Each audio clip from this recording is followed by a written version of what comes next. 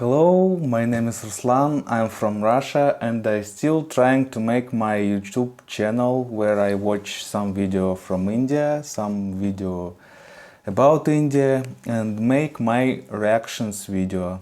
It's not only reactions video because I'm talking about me, about Russia, about how we're living in Russia. Okay. Today I will watch video, the name of this video, India, the Next Space Superpower, Vantage with Palki Sharma. Okay, interesting. Let's start our video. Yesterday we talked about India's digital strength. Today, India is making headlines again thanks to its space sector. It is reaching for the stars. Space and economy. Got a major policy thrust. We're talking about the Indian Space Policy 2023. But before we get to that, here's a primer on India's space program. It has seen tremendous growth in recent years. But it wasn't always like this. After the Second World War, the US and the Soviet Union were the front runners in the space race. Yes, I know it. They were the only runners. India inventing space tech seemed nearly impossible. But that changed in 1962 when the Indian National Committee for Space Research was formed. It is now called ISRO, in the 1962. Indian Space Research Organization. And here's a fun fact. Its core team involved former President Dr. APJ Abdul Kalam. India launched its first rocket in the year 1963, which was nothing short of a miracle. India's space tech then moved forward in leaps and bounds, but true to its nature, the West felt threatened. In 1992, the US slapped sanctions on ISRO and prevented Russia from sharing cryogenic engine technology with India. So the world did not just refuse to help India, they created hindrances, they mocked us. Who can forget this cartoon from the New York Times? They tried to ridicule India's space ambitions. Undeterred, India moved forward. And who knew that 2 decades later, India will be helping them? ISRO joined hands with NASA to co-develop the world's most expensive Earth imaging satellite. India also went on to find water on the moon in 2008. And in 2014, the New York Times apologized for that cartoon. Because India's space growth had put them to shame. And it continues to grow. In 2020, India's space economy was worth $9.6 billion. By 2025, it will be $13 billion. Wow. जैसे भारत के IT sector का सामर्थ्य आज दुनिया देख रही है, водичка стоит. वैसे ही आने वाले दिनों में भारत के स्पेस सेक्टर की ताकत नई ऊंचाई पर होगी.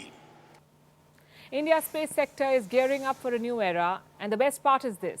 It's all made in India. Indigenous technology and structural ambitious shifts.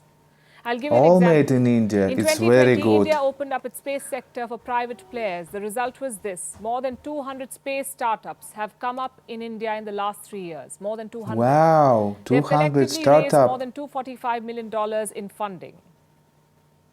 And this is just the beginning. Many are even working towards launch services. Numbers. In November last year, the Vikram S was launched. It was India's first privately built rocket.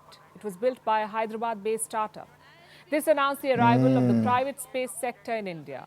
The same month saw 2 more launches. 2 radio communication nano satellites were launched, again by a Hyderabad-based company. Then an Earth imaging satellite was launched, this time by a company in Bengaluru. India also got its first private launch pad. It was established by a space tech startup incubated at IIT Madras. And these are just a few examples. The new space policy will help spawn many such companies. India is launching space reforms to drive its space economy. It is already among the top global players. Yes. India is a frontline nation as far as space technology is concerned. हमारी जो inputs हैं Mars mission की आज NASA को उपलब्ध हो रही हैं. हमारे यहाँ चंद्रयान ने जाकर के डिस्कवर किया the presence of water on the surface of moon. India's space program has had a spectacular journey. Most of it was driven by ISRO. But there's a lot of untapped potential. Sample this. India's space sector accounts for just about 2% of the global space economy. There is room for private 2%. players to drive up this number, and the new space policy should help. It will invite larger participation. But remember, this policy is still short of a bill. A bill would provide a legal framework for the commercial use of space. It would also help create mechanisms for insurance, for instance, against damage in space. Right now, that's not an option, and that means huge costs for private players. So the policy is a good first step. A lot more can be done to unleash India's space economy. They say the sky is the limit. We say the sky is only the launch pad.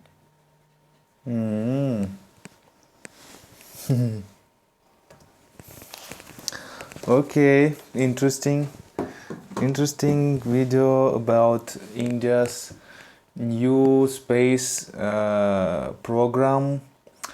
I understand they say about the India's space program old.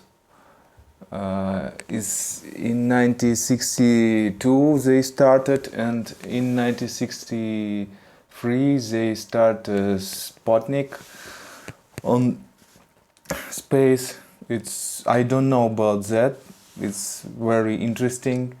I know about Russian space programs, about USA space programs, but they say this woman say about in 1992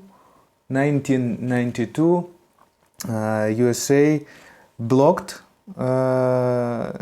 Indian space program because of sanctions. They stop Russia to not present opened our technology, space technology to India. USA stopped this process. It's bad, I think. It's politics. It's very bad. Politics like this, because I think if our humanity technology be open to a lot of countries, a lot of people, it's good to all of us. Not all technology, but a lot of technology want to be opened, I think. She say about new new space program, India space program. She say about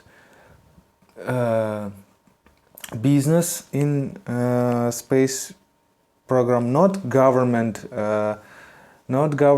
money, but business money. It's very good. It's like Elon Musk. In Russia, I don't know. I think we don't have business in space. And she say about this program in India now. India don't have a special bill about this program, and when this bill is burned and business go to this Indian cosmic space program,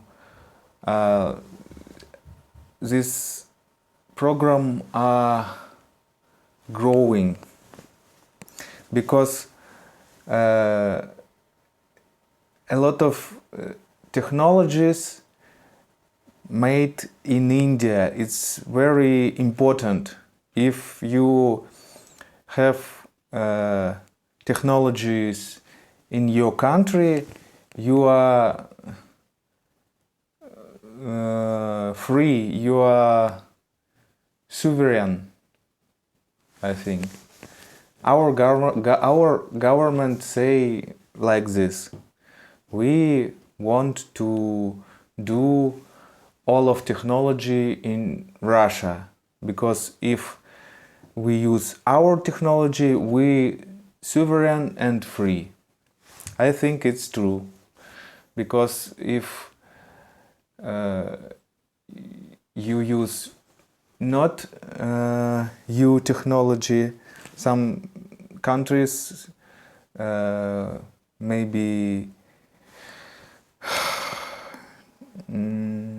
make sanctions on this sector, and this sector are stopped. It's tragedy, I think.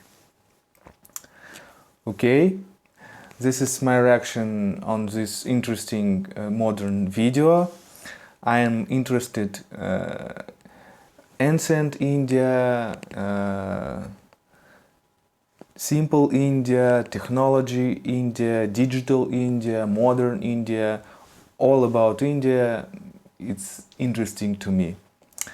Thanks for watching this video with me.